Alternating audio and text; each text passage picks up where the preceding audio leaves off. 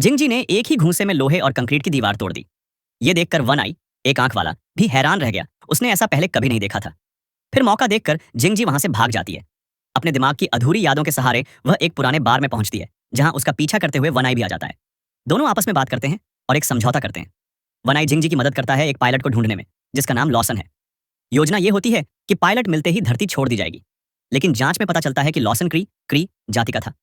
वह धरती पर पेगासस प्रोजेक्ट चला रहा था, जिसका मकसद लाइट स्पीड इंजन बनाना था। अब समस्या ये थी कि लॉसन मर चुका था और इंजन एक धमाके में नष्ट हो गया था। इसी दौरान उन्हें एक ग्रुप फोटो मिलती है, जिसमें एक पायलट अभी भी जिंदा होता है। हैरानी की बात यह थी कि उस फोटो में जिंगजी खुद भी थी। अब कहानी साफ भी हो रही थी और उलझ भी रही थी। सच्चाई जानने के लिए दोनों एक काली लड़की मारिया से मिलने का फैसला करते हैं। लेकिन तभी स्क्रल लोग उनका पीछा करने लगते हैं। यहाँ तक कि वन आई का बॉस भी स्क्रूल का भेष बदले होता है। किस्मत से दोनों एक प्लेन चुराकर भाग निकलते हैं। उनके साथ एक बहुत प्यारी लेकिन अजीब सी बड़ी बिल्ली भी होती है।